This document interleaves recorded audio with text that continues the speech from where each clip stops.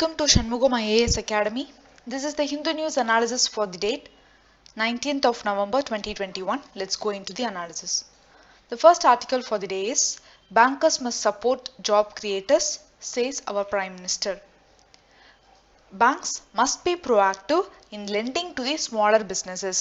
So, அதாவது சின்ன இந்த mini smaller medium sectorsக்கு banks வந்து definitely வந்து loans provide பண்ணணும் so that அங்க வந்து development நடக்கும். So decentralization நடந்தா மட்டும்தான் overall economy அப்படிங்கிறது stable ஆகும் அப்படிங்கிறத சொல்லியிருக்காங்க. So banksட்ட என்ன recommend பண்ணியிருக்காரு, என்ன request பண்ணியிருக்காரு நம்ம Prime Minister அப்படின்னா we have to support the small business vendors அப்படிங்கிறத வந்து support பண்ணியிருக்காரு because small vendors money இருந்தாதான் they can invest in their business.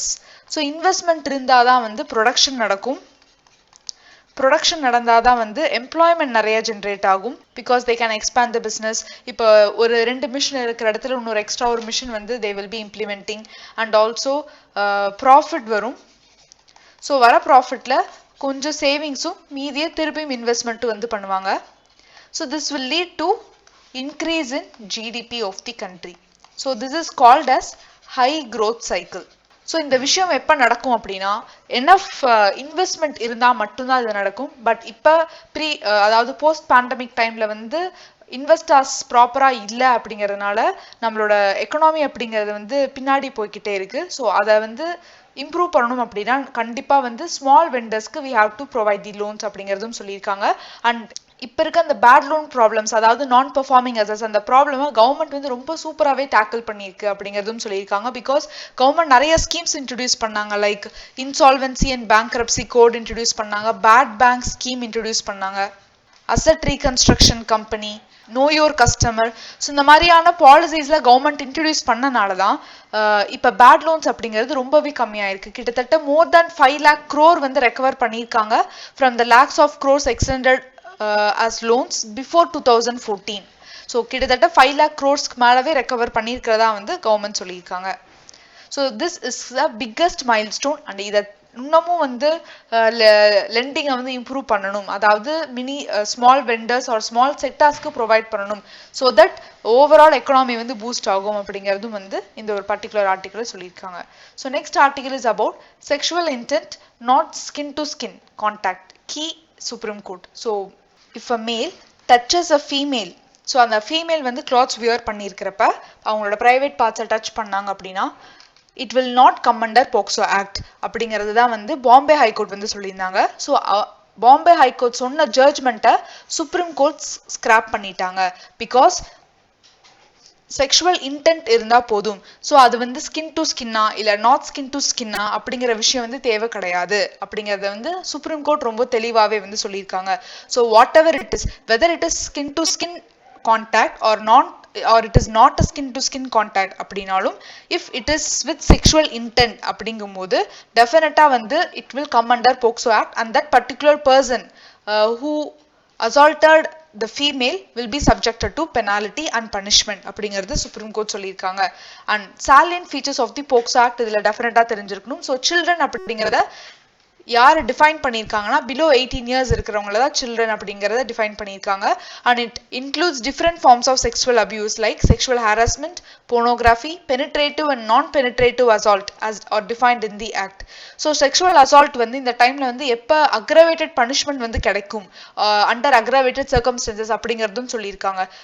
ஒரு சைல்டு மென்டலி இல்லா இருந்ததுன்னா அந்த சைல்டை செக்ஷுவலி ஹாரஸ் பண்ணியிருந்தாங்க அப்படின்னா செக்ஷுவலி அசால்ட் பண்ணியிருந்தாங்கன்னா அப்போ that person will be getting aggravated punishment. And also if the child is sexually assaulted by his or her trustworthy persons like doctor, teacher, policeman or family member அப்படினாலும் the punishment will be so aggressive. So the act assigns policeman in the role of a child protector during the investigation of the process. So investigation process ரொம்பவே child ஃப்ரெண்ட்லியாக இருக்கணும் and அந்த case ஒன்று எடுத்துட்டாங்க அப்படின்னா within 1 yearக்குள்ள அந்த கேஸை dispose பண்ணணும். And the act also provided for the establishment of special courts for the trial of such offences and matters related to it. Under section 45 of the act, the power to make rules lies in the central government. So in the act monitor பண்றதுக்கு there will be National Commission for Protection of Child Rights and State Commission for the Protection of Child Rights. both are statutory bodies. So if section 42A of the act provides that in case of inconsistency with any provisions of any other law, அதாவது any other law வந்து POCSO act கூட inconsistent இருந்தது அப்படின்னா POCSO act தான் வந்து override பண்ணும். So அதாவது POCSO act தான் வந்து it will be implemented. மற்ற laws வந்து implement பண்ண மாட்டாங்க. ஸோ அதுதான் வந்து section 42A வந்து சொல்றாங்க. So the act also calls for mandatory reporting of sexual offences. ஒரு false complaint இருந்தது அப்படின்னா this will defame a person is punishable under the act. அதாவது ஒரு person defame பண்றதுக்காக false complaint கொடுத்தாங்க அப்படின்னா it is also punishable under the act, and this act is gender neutral. It is applicable to both the boys as well as the girls. So next article is about India fully prepared to give a befitting reply, says Rajnath. So அதாவது defense minister வந்து rezangla monument symbolize பண்ணிருக்காரு. Symbolizes the government stand of giving a befitting reply to anyone who threatened the sovereignty and integrity of the country. So இதுதான் வந்து one of the rezangla monument தான் one of the best example அப்படின்னு சொல்லியிருக்காங்க. So the renovation of the memorial is not only a tribute to our valiant armed forces but also a symbol of the fact that we are fully prepared to protect the integrity of the nation. So the battle of rezangla அப்படிங்கிறது is considered one of the 10 greatest and the most challenging military conflicts in the world. So இது வந்து கிட்டத்தட்ட the memorial was constructed in 1963 in the Chuzul Plains at an altitude of over 15,000 feet. And here we have to know about rezangla. So இது வந்து it's a mountain pass on the line of actual control in Ladakh. So it is located between two villages, that is Chuzul and the Spangpur Lake, that stretches across both India and the Chinese territories. So it is also have been the site of heroic battle on 18th November 1962 ஒரு heroic battle நடந்தது. அந்த battle பத்தி சொல்லணும் அப்படின்னா கிட்டத்தட்ட 13 Kumon regiment troops வந்து people சைனாவோட army அந்த ட்ரூப்ஸை வந்து கண்டினியூஸாக வந்து என்ன பண்ணிட்டு இருந்தாங்க, டிஃபீட் பண்ணிட்டே இருந்தாங்க. ஸோ அந்த டைம்ல வந்து பார்த்தீங்கன்னா there was a severe cold, severe freezing temperature இருந்தாலும் கூட despite being heavily outnumbered, அதாவது நிறைய சோல்ஜர்ஸ் அந்த வார்ல வந்து இறந்துட்டாங்க, still the regiment fought to the last man standing under the freezing temperatures and with the limited ammunition. அதாவது அவங்க கிட்ட ammunition அதாவது வெப்பன்ஸ் ரொம்ப கம்மியா இருந்தது. It was a freezing temperature but still நிறைய சோல்ஜர்ஸ் வந்து they were outnumbered also, but still last soldier இருக்கிற வரைக்கும் அவங்க ஃபைட் பண்ணிட்டே தான் இருந்தாங்க. Significance of the region வந்து பார்த்தோம்னா rezangla is vital for the defense of crucially important Chuzul. Any invader reaching there would have had a free run to lake. So அந்த இடத்துல ரீச் ஆயிட்டாங்க அப்படின்னா அதுக்கப்புறம் லேக்கு ஈஸியா வந்து என்டர் ஆயிடலாம். So WTO meeting is going to be conducted at the end of this month. So what our Minister of Commerce and Industry had told is WTO வந்து has to see the nations who are violating the trade rules. So அதுக்கான ஒரு அவங்களுக்கு warning வந்து கொடுக்கணும், யாரெல்லாம் trade rules வந்து violate பண்றாங்களோ அப்படிங்கிறது வந்து சொல்லியிருக்காரு. So here we have to know about WTO. So WTO அப்படிங்கிறது it is an international organization. They involved in supervision and liberation of world trade. It is only the international organization that deals with the rules of international trade. So இது வந்து January 1st 1995 start பண்ணாங்க. இவங்களோட predecessor யாருன்னா GATT. So இந்த GATT வந்து பாத்தீங்கன்னா it focuses only on the goods, but WTO வந்து பார்த்தோம் அப்படின்னா it focuses on goods, services, intellectual property and several investment policies. So கிட்டத்தட்ட WTO ல பாத்தீங்கன்னா 160 members வந்து இருக்காங்க. and இதோட decision making body, WTO ஓட decision making body யாருன்னா ministerial conference. ஸோ இந்த கான்ஃபரன்ஸ் கண்டக்ட் பண்ணி அந்த கான்ஃபரன்ஸில் கன்சென்சஸ் கிடைச்சாதான் அந்த WTO பிரின்சிபலை இம்ப்ளிமெண்ட் பண்ணுவாங்க. ஸோ இந்த WTOட ஸ்ட்ரக்சர் பார்த்தோம் அப்படின்னா there will be ministerial conference and under that there is a dispute settlement body, general council and trade policy and review body. So under general council there are goods council, intellectual property council and services council. So this is the overall structure of WTO. So what can be the objectives of WTO அப்படின்னு பார்த்தோம்னா, so international trade rules எல்லா கண்ட்ரியிலும் வந்து enforce பண்றது, and trade பத்தி ஏதாவது discuss பண்ணணும்னா அதுக்கான ஒரு நெகோசியேட்டிங் பிளாட்ஃபார்மா வந்து இதை ஆக்ட் பண்ணும். நெக்ஸ்ட் ட்ரேட் டிஸ்பியூட்ஸ் இருந்தது அப்படின்னா அதை வந்து ரிசால்வ் பண்ணி வைக்கிறதுக்கும் இது ஒரு பிளாட்ஃபார்மா இருக்கும். ஸோ டிரான்ஸ்பரன்சி வந்து இன்க்ரீஸ் பண்றதுக்காக decision making process and to help the developing countries to benefit from to help the developing countries to benefit from the global trading regime. So these are the objectives of the WTO.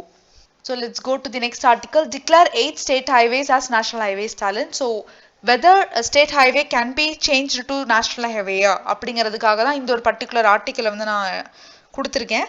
Yes of course state highway வந்து ஒரு national ஹைவேவை வந்து change பண்ண முடியும்.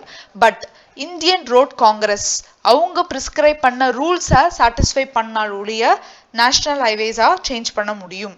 So that's all about this article. Next is about silambam included in sports quota for the government job அப்படின்னு வந்து தமிழ்நாடு வந்து சொல்லியிருக்காங்க. So 3% sports quota வந்து இருக்கு.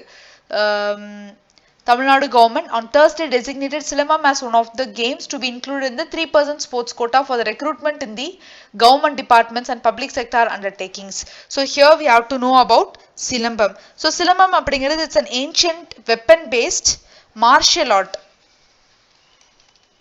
ஸோ எங்கே இதை ப்ராக்டிஸ் பண்ணிட்டு இருந்தாங்கன்னா தமிழ்நாடுல தான் இதை ப்ராக்டிஸ் பண்ணிட்டு இருந்தாங்க. It is one of the oldest martial arts in India. So இதில் சிலம்பம் அப்படிங்கிறதுல சிலம் stands for mountain and bam stands for bamboo. So this is that silambam, that stick, adha வந்து it's a major weapon which is used for this martial art. So இதே மாதிரி கேரளாலயும் ஒரு martial art இருக்கு similar to that of silambam, that is called as Kalari பயட்டு.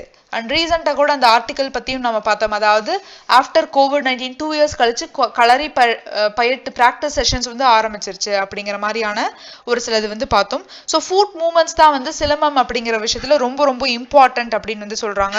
So டோட்டலாக வந்து பார்த்தீங்கன்னா கிட்டத்தட்ட 16 food moments வந்து இருக்குது. ஸோ இதோட சிலம்பம் கற்றுக்கிறதோட மெயின் அப்ஜெக்டிவ் வந்து என்னென்னா லைக் ஒரு டிஃபென்ஸ் வெப்பனாக வந்து நம்ம யூஸ் பண்ணலாம் அகைன்ஸ்ட் த ஆர்ம்ட் அப்போசிஷன் அப்படிங்கிறது தான். ஸோ இதோட ஆரிஜின் வந்து பார்த்தோம்னா சேஜ் அகஸ்திய முனிவர் அவர் தான் வந்து இதை இன்ட்ரடியூஸ் பண்ணாருன்னு சொல்கிறாங்க. அண்ட் நம்மளோட சங்கம் லிட்ரேச்சர்லையும் இதை பற்றி சொல்லியிருக்காங்க. லைக் சிலப்பதிகாரம் அண்ட் நிறைய ஆர்கியாலஜிக்கல் எக்ஸ்கவேஷன்ஸ் வந்து கன்ஃபார்ம் பண்ணியிருக்கு தட் சிலம்பம் வந்து அட்லீஸ்ட் ஒரு 10,000 BC-லிருந்தாவது ப்ராக்டிஸ் பண்ணியிருப்பாங்க அப்படிங்கிறது வந்து இதுலேருந்து தெரிஞ்சிருக்கு. So that's all about silambam. Next article is about India needs $10 trillion to meet the net zero. So நம்ம COP26ல என்ன சொல்லியிருந்தோம் அப்படின்னா 2070ல net zero emission, அதாவது green house emission எதுவும் இல்லாமல் நாங்கள் பார்த்துக்கிறோம். அதாவது எவ்வளோ green house gas emit பண்ணியிருக்காங்களோ அதே அளவு வந்து அப்சர்வும் பண்ணியிருப்போம். அதுதான் வந்து net zero emission அப்படின்னு சொல்கிறாங்க. அண்ட் அதை அட்டைன் பண்ணுறதுக்கு இந்தியா நீட்ஸ் $10 trillion அப்படின்னு வந்து சொல்கிறாங்க. So this is set by Council for Energy, Environment and Water Research, a think tank அப்படிங்கிறதும் சொல்கிறாங்க. ஃபர்ஸ்ட் அந்த $10 trillion $8.4 trillion would be needed. எதுக்காகனா generation from renewable energy, bringing together the necessary integration, distribution, transmission infrastructure. Another $1.5 trillion வந்து எதுக்காக அப்படின்னா industrial செக்டார்ல வந்து invest பண்றதுக்காக. எதுக்காகனா green energy production capacity advance பண்ணணும் in sectors to decarbonization அப்படிங்கிறதும் சொல்லியிருக்காங்க. ஸோ ஃபர்ஸ்ட் CEW அதாவது Council for Energy, Environment and Water Research வந்து it is an independent, non-partisan, one of Asia's leading non-profit policy research institution devoted to research on all matters affecting the use, reuse and misuse of the resources. இப்போ green hydrogen என்னன்னு பார்க்கலாம். So first hydrogen அப்படின்னா என்னன்னு பார்க்கலாம். So hydrogen அப்படிங்கிறது அபண்டன்ட்டாக எர்த்தில் அவைலபிளாக இருக்கிற ஒரு element and it is an cleaner alternative fuel. So hydrogen அப்படிங்கிறது it's very cleaner alternative fuel அப்படின்னு சொல்லலாம். ஸோ டைப் ஆஃப் ஹைட்ரஜன் பார்த்தீங்கன்னா green hydrogen இருக்கு. இந்த green hydrogen எப்படி ப்ரொடியூஸ் பண்ணுறாங்கன்னா electrolysis of water. So water electrolysis பண்ணும்போது இட் வில் செப்பரேட் வாட்டர் தனியாக ஹைட்ரஜன் தனியாக ஆக்சிஜன் தனியாக வந்து ஸ்பிளிட் பண்ணிடும் because of the electricity and it will also emit very low carbon footprint தான் வந்து இது எமிட் பண்ணும் அப்படின்னு சொல்லியிருக்காங்க. அடுத்தது வேற என்ன டைப் ஆஃப் கார்பன் இருக்குது அப்படின்னா ப்ரௌன் கார்பன் இருக்குது. ப்ரௌன் கார்பன் பார்த்தீங்கன்னா வந்து கோல் ப்ரொடியூஸ் பண்ணுறோம் இல்லையா, ஸோ அதுலேருந்து தான் வந்து ப்ரௌன் ஹைட்ரஜன் அப்படிங்கிறது எமிட் ஆகுது. And it is released into the air. And grey hydrogen அப்படிங்கிற ஒரு element. So இது வந்து natural gasல இருந்து நம்மளுக்கு கிடைக்குது and it is also associated with emissions into the atmosphere. And blue hydrogen, so it is also obtained from natural gas and it will also release emissions into the atmosphere. So hydrogen அப்படின்னு பார்த்தா மோர் தேனா ஒரு source of energy கிடையாது. அது it is a carrier of energy which means it will store energy for a long number of times so that it is use as a fuel செல்ஸாக நிறைய விஷயத்தில் வந்து இது யூஸ் பண்ணுறாங்க. ஸோ இப்போ நம்மளோட கரண்ட் சீனரியோ பார்த்தோம் அப்படின்னா, ஸோ இந்தியா வந்து we pledged to transit from fossil fuel energy emission to clean energy. அதாவது நம்ம clean energy shift ஆகிறோம் அப்படிங்கிறது சொல்லியிருந்தோம் to combat the climate change. So இந்த மாதிரி ஒரு ஹைட்ரஜன் green hydrogen process நம்ம ஸ்டார்ட் பண்ணோம் அப்படின்னா டெஃபினட்டாக நம்மளோட import dependency அப்படிங்கிறது இந்தியா மேலே கம்மியாகும். அண்ட் ஆல்சோ நம்ம வந்து the localization of electrolyzer production, அதாவது இந்த எலக்ட்ரோலைசஸ் வந்து தேவைப்படுது இல்லையா, இந்த எலக்ட்ரோலைசஸ் ப்ரொடக்ஷனை இந்தியாவிலே வந்து அதை ப்ரொடியூஸ் பண்ணணும் அப்படின்னு சொல்லியிருக்காங்க. அண்ட் கிரீன் ஹைட்ரஜன் ப்ராஜெக்ட்ஸ் வந்து நிறைய கிரியேட் ஆச்சு அப்படின்னா டெஃபினட்டாக எம்ப்ளாய்மெண்ட் ஆப்பர்ச்சுனிட்டிஸும் நிறைய டெவலப் ஆகும். ஸோ அப்படிங்கிறது தான் வந்து இந்த ஒரு particular article. Next article is about mobile connectivity project to benefit the tribes. அதாவது ஒடிஷா, சத்தீஸ்கர், ஜார்க்கண்ட், மகாராஷ்டிரா அந்த ரீஜன்ல வந்து பார்த்தோம் அப்படின்னா நிறைய more than 50% வந்து அதாவது ஒடிஷா, சத்தீஸ்கர்லாம் more than 50% வந்து ட்ரைபல் பீப்புள் வந்து இருக்காங்க. நெட்வொர்க்கே போகாத ட்ரைபல் வில்லேஜஸ்க்கு நெட்வொர்க் கனெக்ஷன் கொடுக்குறோம் அப்படிங்கிறது தான் வந்து இந்த ப்ராஜெக்டோட அப்ஜெக்டிவ். ஸோ ஹியர் அதாவது இதில் என்ன சொல்லியிருக்காங்கன்னா 4G கனெக்டிவிட்டி கொடுக்குறோம் அப்படின்னு சொல்லியிருக்காங்க. But we have to know the difference between 5G and also the 4G. And 5G பார்த்தோம்னா it requires higher radio frequencies, but 4Gக்கு லெஸர் ரேடியோ ஃப்ரீக்வன்சிஸ் இருந்தால் போதும். And it will transfer more டேட்டாவை transfer பண்ணும் at faster speed. இதுக்கு latency அப்படிங்கிறது ரொம்ப கம்மியாக தான் இருக்குது. லேட்டன்சி அப்படின்னா எவ்வளோ நேரத்தில் டெலிவர் ஆகும் அப்படிங்கிறது தான் வந்து லேட்டன்சி. ஸோ அந்த லேட்டன்சி சீக்கிரமாக டெலிவர் ஆயிரும், விச் மீன்ஸ் அதுக்கு லோ லேட்டன்சி தான் இருக்குது அப்படின்னு சொல்லியிருக்காங்க. அண்ட் 4G ஸ்பீட் வந்து பார்த்தீங்கன்னா is lesser which transfer less data. So இதோட ஸ்பீட் வந்து கம்மியாக இருக்குது அப்படிங்கிறதுனால it will transfer only less data மட்டும் தான் இதனால transfer பண்ண முடியும். ஸோ இதுக்கு they have higher latency. And 5G uses millimeter waves, which means ஒரு ஸ்கொயர் கிலோமீட்டர்ல 1 million devices வந்து கனெக்ட் பண்ண முடியும்.